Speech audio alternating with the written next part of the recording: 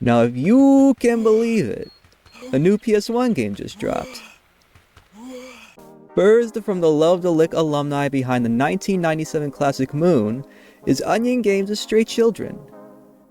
The aesthetics, the archaic design, it embraces everything of that era, and it's frankly magical to see.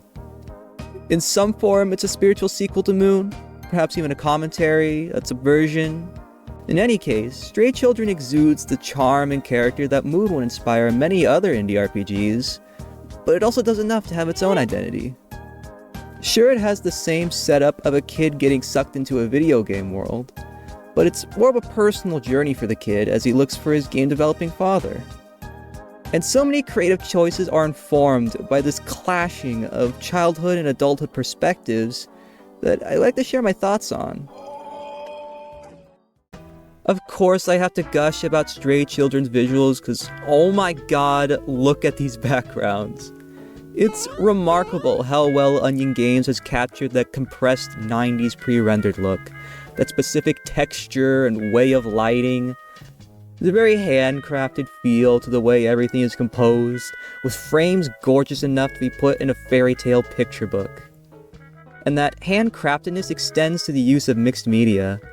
A log will simply be a picture of a real log, images of dirt and rocks will be used for the ground, and so on. It all feels more tangible when I can recognize little bits of real life strewn around. And while I can't feel these places with my hands, my soul does. The character designs are very fun and imaginative, befitting their oddball personalities. Part fantasy whimsy, part funny caricatures, and part just plain weird. And the contrast the 2D art has against the backgrounds works so well together, especially with the weird bloom and filters blending everything together. I mean, some areas in the game are completely blanketed in this heavy glow, and the closest thing I can compare it to would be the HD 2D style that Square has popularized recently. Now, I always got cute diorama vibes from those HD 2D games, so combining it with Moon's mixed media heavy style is really a match made in heaven, and still manages to carry on the Square parodying 2 decades later. Though Stray Children also deviates from Moon by having an actual RPG battle system, with attacks, stats, the whole works. And while it's all turn-based, you still dodge enemy attacks in real time, just like in Parasite Eve, another PS1 era callback. The Olders you encounter may appear as typical random mobs, but they're really individual characters of the puzzle that you need to help solve.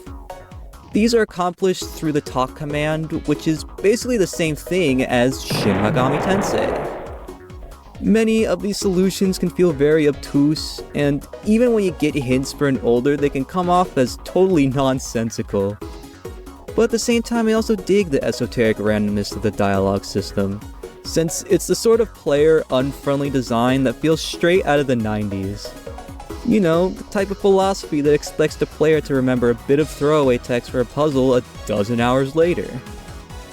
And it can be very satisfying when you finally do understand a solution. One of my favorite olders is the Twisto comedy duo, where you have to adjust your responses depending on the audience's reception to the routine, making you read the room like an actual comedian would. There's so many of these clever little moments that make engaging with the dialogue system fulfilling. Also, the sequences when you free an older are literally just the dance scenes from Balan Wonderworld. I love that. I love that so much. Balan for life, bro. But there's also something strange about this whole battling thing that I didn't realize until later. When I first started the game, I thought that simply killing an older would remove them from my playthrough. The same as when you open their heart and free them, but that's not the case. The only way you can stop an older from spawning is by freeing them, which means you can kill an older all you want and still be able to encounter them. Perhaps it's a way of letting players grind experience while still giving them the opportunity to free an older, but I think it also reflects living in a grown-up world. Adults don't really have a choice in enduring the pain and hard times of life, or in this case, literally dying over and over again. It's only when you help an older that they're able to reflect on their troubles and free themselves from the cycle. Another departure Stray Children makes from Moon is with its more linear structure.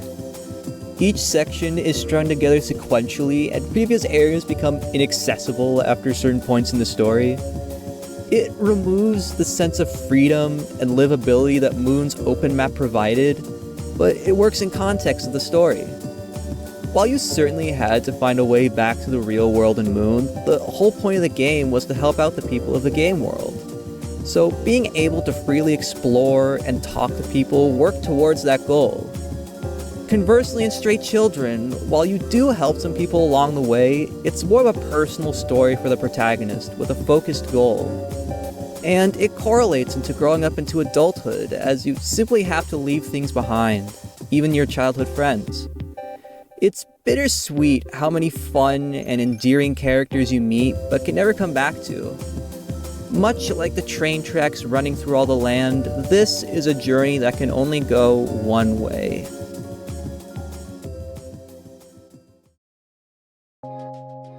Now, all these callbacks to the PS1 days may seem like just some nostalgia writing, but they ultimately play a larger role in the experience. The archaic design choices work to reinforce the themes of adulthood and the struggles that come from that life. The frustration and exhaustion that comes from our modern sensibilities clashing against an antiquated world. And in the case of the visuals, it's these two perspectives managing to come together and form something wholly beautiful. And while I certainly had some trouble adjusting to this old school design, I still loved my time with the game.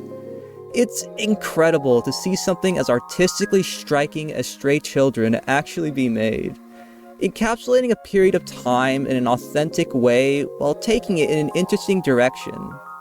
And the kinds of places the story goes in will stay on my mind for a long time to come. It's a game that I think more people should be aware of, so check out Stray Children if it seems up your alley. With the support Onion Games gets from this, we might even have a chance of getting him on modern platforms.